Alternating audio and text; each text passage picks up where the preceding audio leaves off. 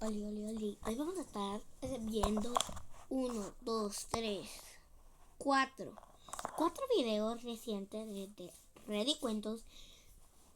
Es que a mí me gusta mucho este canal, la verdad, porque cuenta muchas historias buenas.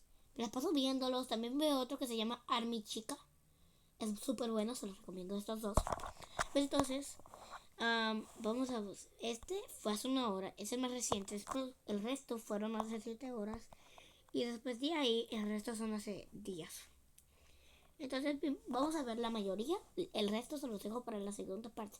Hoy vamos a estar viendo dos. No, espérate. Todos los días les voy a estar subiendo uno nuevo. Y yo creo que hoy vamos a ver 1.5 o 2. No lo sé, así que vamos allá. Upon opening the book, something shifted. And as she read, her thoughts rearranged. Explore your story. You'll never know how much I love you. When you're gone, I just think. Acababa de dar a luz, pero mi espalda no dejaba de dolerme. Mi esposo decía que yo nomás estaba exagerando. Luego revisó la cámara, y su mundo se vino abajo. Me mordí el labio tratando de no gritar, y no era metáfora. O sea, clavé los dientes en la parte de adentro del labio inferior con tanta fuerza que me supo a cobre, parada en la barra de la cocina a las 5:47 de la mañana, con las dos manos agarradas del borde del fregadero, esperando a que mis piernas se acordaran de que eran piernas. Sofía estaba llorando. Llevaba llorando 11 minutos. Lo sé porque el reloj del microondas estaba justo en mi línea de visión, y yo iba contando. No porque no quisiera ir por ella. No quería otra cosa más que ir por ella, sino porque mi cuerpo había decidido, otra vez, que no iba a cooperar. Y yo estaba negociando con él como negocias con algo que tiene todo el poder y nada de paciencia. Muévete, les dije a mis piernas. Se cerraron, se sostuvieron. Solté la barra y crucé la cocina en 8 pasos cuidadosos, cada uno cayendo como si estuviera probando hielo, cada uno requiriendo más concentración de la que debería haber requerido para una mujer de 31 años a la que,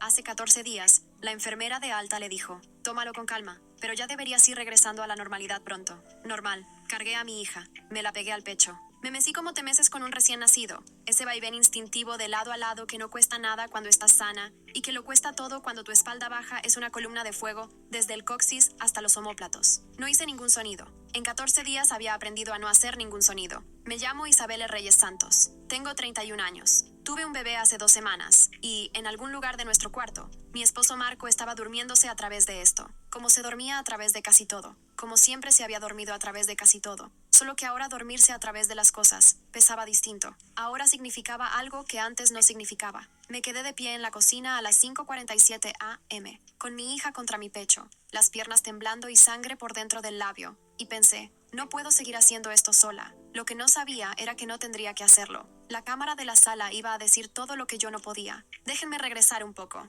Yo había estado con Marco Santos 6 años antes de que naciera Sofía. Nos conocimos por amigos de amigos en una cena de cumpleaños. Era chistoso y atento, y tenía esa cualidad particular que siempre...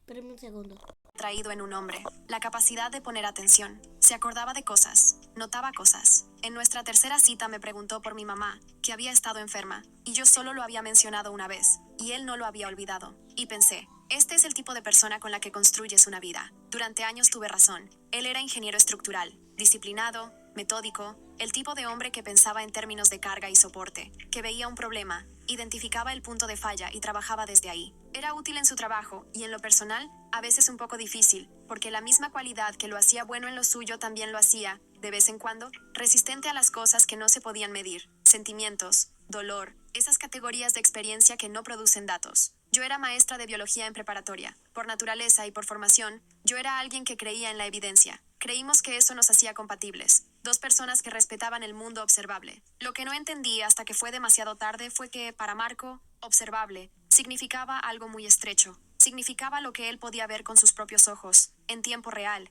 en sus términos. Significaba las cosas que entraban en su campo de visión y coincidían con su modelo existente de cómo funcionaban las cosas. Cualquier cosa fuera de ese campo, cualquier cosa que le exigiera tomarle la palabra a alguien, extender la creencia hacia un territorio que él no podía verificar personalmente, la archivaba como exageración, drama, ganas de llamar la atención. No creo que supiera que lo hacía. Esa es la parte con la que he tenido que sentarme. El embarazo fue hermoso y difícil, y su involucramiento con eso fue complicado de la forma en que siempre es complicado involucrarte con algo que no puedes compartir del todo. Fue a las citas, leyó los libros que le di, o la mayoría. Fue tierno a la manera de un hombre que te ama y que también está un poco aterrorizado por la enormidad de lo que está pasando, y que no tiene un plano para su propio miedo. Cuando me empezó a doler la espalda a las 28 semanas, ese dolor específico y triturante en la parte baja, de un embarazo empujando sobre una estructura de la columna que no había sido consultada sobre ese arreglo, él fue empático, un rato. Luego se volvió parte del fondo, una de las tantas cosas que estaban pasando,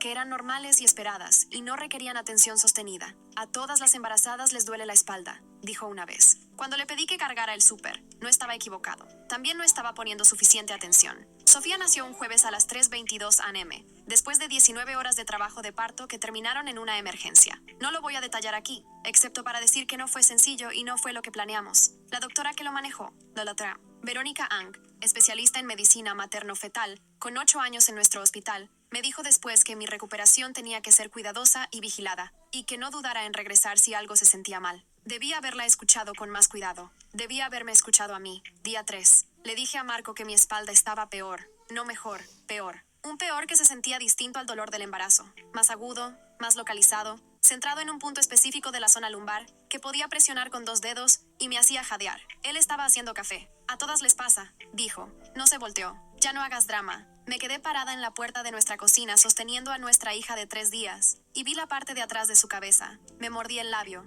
No dije nada más. Día 5. Sofía tuvo una toma a las 3 am. Yo me levanté porque Marco trabajaba y yo estaba de licencia, y lo habíamos arreglado así. Un arreglo que sonaba lógico en lo hipotético, y que ahora se sentía como ahogarme lentamente, mientras alguien exponía argumentos razonables sobre la importancia de mantenerse a flote. Llegué a la cuna, la cargué. De regreso a la silla de lactancia, mi pierna derecha se dobló. No me caí, no se me fue por completo, solo se dobló, como si una articulación olvidara por un segundo su trabajo, y me detuve contra la pared con la mano libre. Sofía, pegada a mi pecho con la otra, y yo ahí parada en la oscuridad. Un momento, esperando a que mi corazón dejara de retumbar. Puse a Sofía, le di de comer, la cambié, la volví a acostar. Me fui al baño y me senté en el piso frío de azulejo. Me tapé la boca con las manos y respiré hasta que dejó de arderme la vista. Luego regresé a la cama. En la mañana le dije a Marco que en la noche se me había doblado la pierna. Levantó la vista del celular. Seguramente estás cansada, dijo. Volvió al celular. Día 7. Empezó el entumecimiento. Llegó sin avisar. Un martes en la mañana. Esa sensación de caminar sobre una superficie que no alcanzaba a sentir bien. Como la primera etapa de cuando se te duerme una extremidad,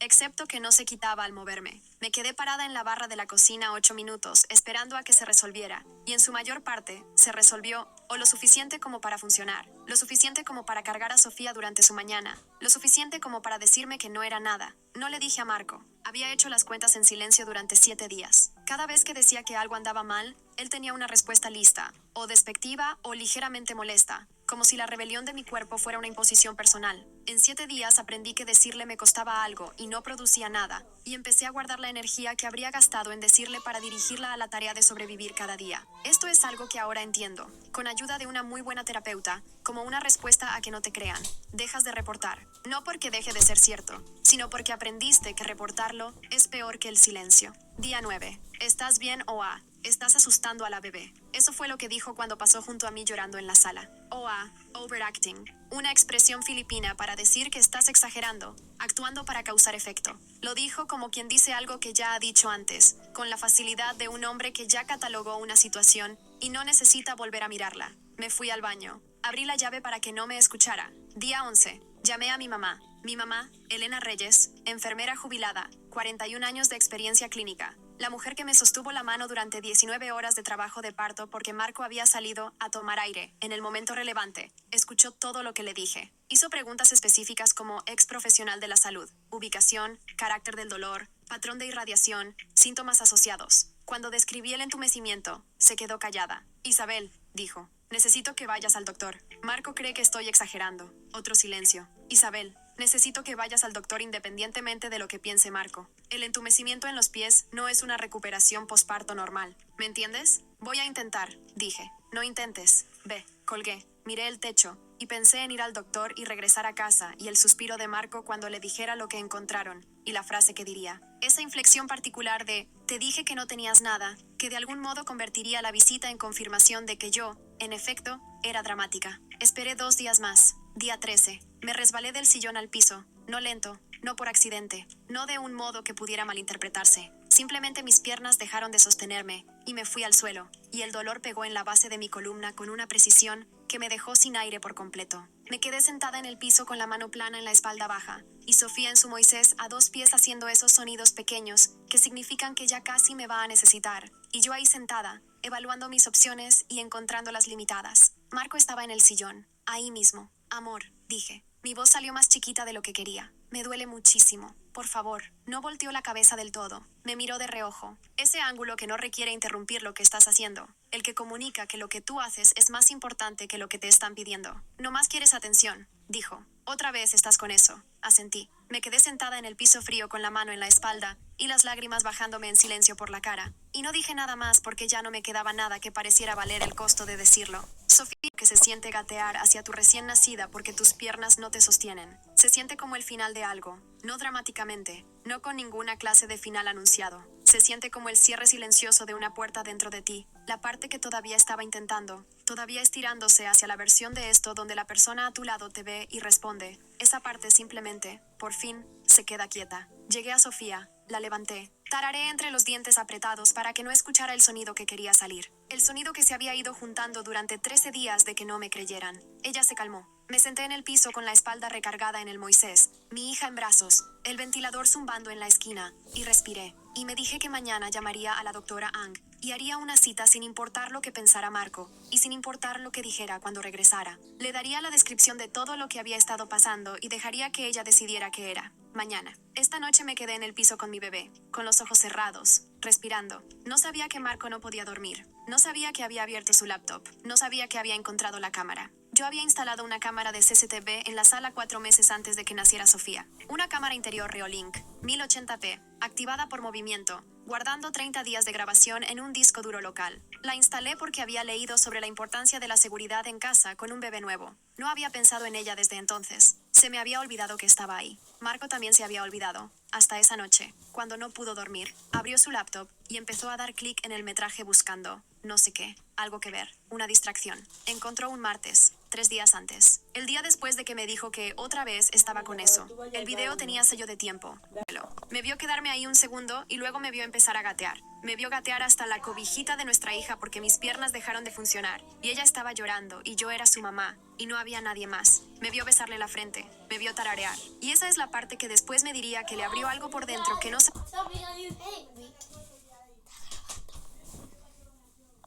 que tenía sellado, porque en el video se veía, si mirabas mi cara, la concentración específica de alguien manejando dolor en tiempo real, la mandíbula tensa, los ojos apretados, la cara de una persona haciendo sonidos diseñados para calmar a su bebé, mientras los sonidos que en realidad sientes son muy distintos. Él había estado ahí.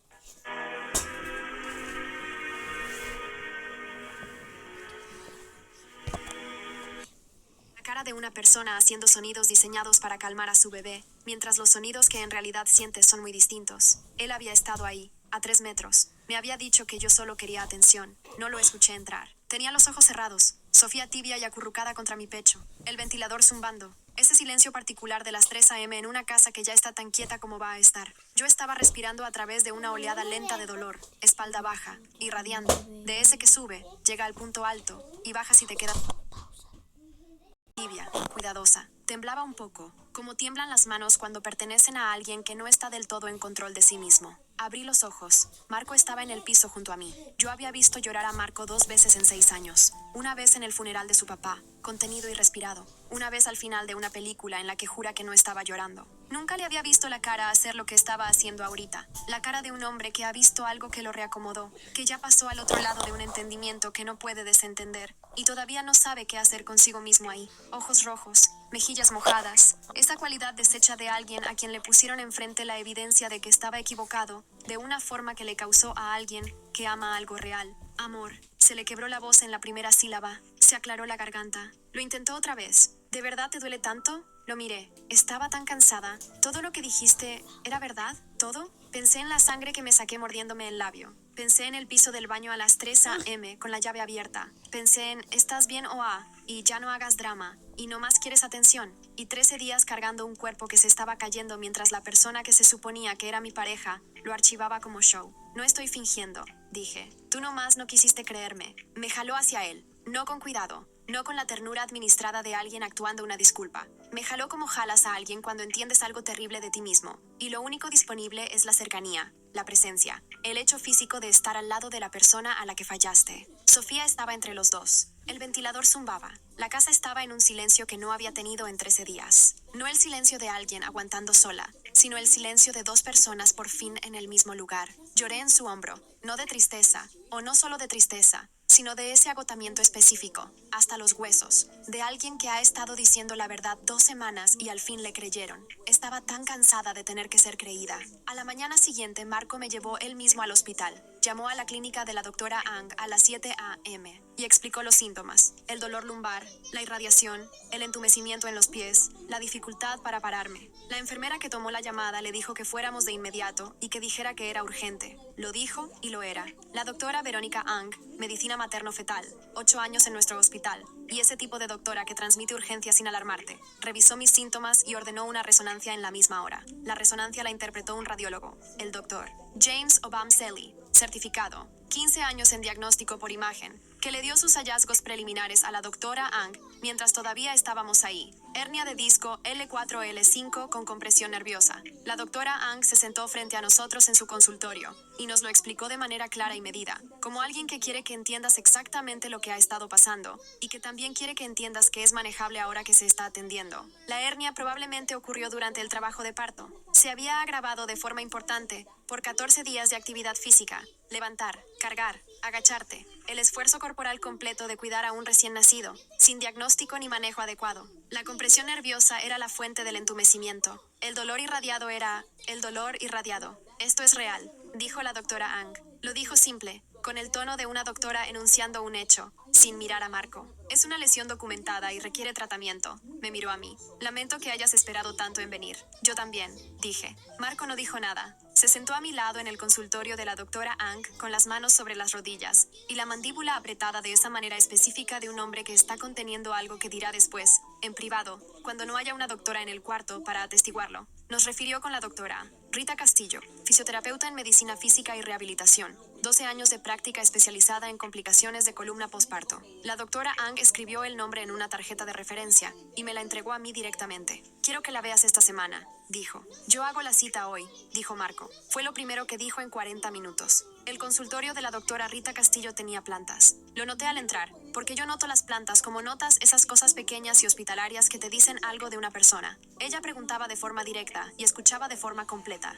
y recorrió mis 14 días de historia de síntomas, con la atención metódica de alguien construyendo un cuadro preciso. Me preguntó cuándo empezó el dolor. Me preguntó cuándo noté por primera vez el entumecimiento. Me preguntó, y esta fue la pregunta que no esperaba, si sentía que mis síntomas se habían tomado en serio. Miré a Marco. Marco miró al piso. Tardé más de lo que debía en venir, dije con cuidado. La doctora Castillo me miró un momento, luego a Marco, luego de regreso a sus notas. Vamos a empezar un programa estructurado de rehabilitación, dijo. 8 semanas mínimo. La compresión nerviosa debería resolverse con tratamiento y descanso adecuado. Y cuando digo descanso, me refiero a descanso de verdad, no al tipo de descanso que igual implica cuidar a un recién nacido las 24 horas. Volvió a mirar a Marco. Ella necesita apoyo, dijo la doctora Castillo, con voz pareja, profesional. No ayuditas. Hay una diferencia, y necesito que la gente a su alrededor entienda la diferencia. Marco asintió. Asintió como un hombre al que le están diciendo algo que ya sabía, y que apenas ahora está entendiendo el costo completo de haberlo sabido y no haber actuado. Vio el video 3 veces más. Me lo dijo después. No como confesión, sino como información. El recuento específico y honesto de alguien tratando de mostrarte su interior. Lo vio la noche después del hospital, y 2 veces la semana siguiente. Dijo que cada vez que lo veía notaba algo diferente. No eventos distintos, sino una versión distinta de él mismo en el espacio junto al sillón. La persona que estaba a 3 metros de lo que la cámara registró, y lo llamó drama. No sé cómo explicarlo, dijo. Estábamos sentados en el piso. Últimamente los dos habíamos estado sentándonos mucho en el piso, como cuando gravitas hacia el lugar donde pasó algo real. Sofía dormida entre nosotros. Yo creí mi versión. Estaba tan seguro. Lo sé, dije. Eso no lo hace estar bien. También lo sé. Se quedó callado un momento. ¿Por qué no te grabaste para enseñarme? Si me hubieras enseñado, 5 minutes a day, no pressure, no Wi-Fi. Let your mind unwind with a calming puzzle game that helps you. me hubieras enseñado, Marco, lo miré. No debería haber tenido que hacerlo. Apretó los labios. No, dijo. No deberías. Nos quedamos en silencio. He estado leyendo, dijo. Encontré cosas. Sobre complicaciones posparto. Sobre lesiones de columna por el parto. Sobre lo seguido que no se les cree a las mujeres cuando reportan dolor. ¿Y qué encontraste? Que pasa todo el tiempo. Lo dijo con esa planicie particular de alguien que se topa con una estadística que no puede volver cómoda. Que es común que se subestime sistemáticamente a las mujeres cuando reportan dolor físico. Que la gente alrededor les dice que es drama. Miró a Sofía. No sabía que yo estaba haciendo eso, dijo. Pensé que estaba siendo racional. Pensé que tú estabas... Ya sé qué pensabas, dije. Me miró. No lo estoy perdonando todavía, dije. Quiero que eso quede claro. Te amo, y todavía no termino de estar enojada por esto. Asintió lentamente. Está bien, pero también sé que no eres una mala persona, dije. Eres una persona con un punto ciego, y ese punto ciego me lastimó, y tenemos que ver qué vamos a hacer con eso. Miró sus manos. Hice una cita, dijo, para mí, con un terapeuta, el próximo jueves. Lo miré. He estado pensando en por qué no te creí, dijo. ¿Qué es eso? ¿De dónde viene? Quiero entenderlo antes de que Sofía crezca viéndome hacerlo. Me quedé con eso. Sofía hizo un sonido pequeño dormida, casi un suspiro, ese de un bebé cuyos sueños, si los tiene, parecen resolverse hacia algo calmado. Está bien, dije. 8 semanas después, la doctora Castillo me dio de alta de la fase aguda de rehabilitación, con un programa de ejercicios en casa y una revisión en 3 meses. La compresión nerviosa había respondido bien al tratamiento. El entumecimiento en los pies se fue. El dolor de espalda seguía, pero era manejable. Manejable con fisioterapia y descanso, y con esos cambios estructurales que pasan cuando la gente a tu alrededor por fin entiende que descanso significa descanso. El consultorio de la doctora Ang llamó para mi cita de seguimiento de las 6 semanas posparto, a la que fui sola. Revisó los resultados de mi resonancia y mi avance en rehabilitación, y preguntó cómo me iba con esa manera específica de una doctora preguntando algo más que el cuadro clínico. Le conté lo de la cámara. Se quedó callada un momento. ¿Él vio el video?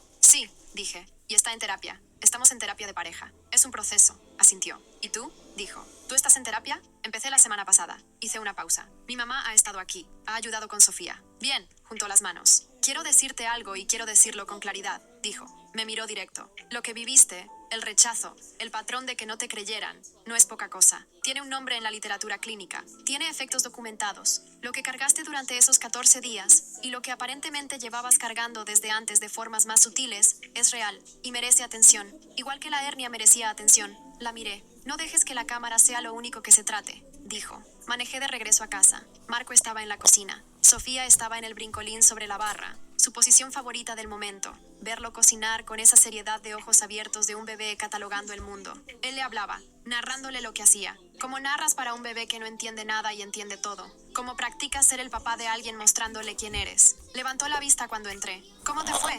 Bien, dije. Dijo que voy recuperándome bien. Asintió. Algo se movió en su cara. No exactamente alivio. Más bien el reconocimiento de algo que ahora carga. La conciencia de lo que 14 días sin diagnóstico pudieron haber costado. Tu mamá habló, dijo. ¿Quieres saber si vamos a ir en las fiestas? ¿Qué le dijiste? ¿Qué te iba a preguntar? Se volteó de regreso a la estufa. ¿Y qué le avisábamos? Me quedé en el marco de la cocina mirando a mi familia. Mi hija viendo a su papá cocinar, mi esposo que me falló de una manera específica y que estaba haciendo el trabajo de entender por qué. La cocina donde yo me había sostenido de la barra en la oscuridad a las 5:47 a.m., esperando que mis piernas cooperaran. Dile que sí, dije. Cargué a Sofía. Me agarró el dedo con las 2 manos y se aferró con ese compromiso de cuerpo completo de un recién nacido que encontró algo y no lo suelta. Hola, le dije. Me miró con esos ojos enormes y serios. Tenía la frente de mi mamá y la terquedad de Marco, y algo detrás de ambas cosas que era completamente suyo. Alguna cualidad de atención, alguna forma de estar presente que todavía no podía nombrar, pero que ya reconocía como algo en lo que iba a crecer, algo que ya estaba practicando. La abracé contra mi pecho y me paré derecha, con las 2 piernas sosteniéndome. La cámara nos miraba desde la esquina. Otra vez se me había olvidado que estaba ahí. Estaba bien. Ya había hecho lo que tenía que hacer.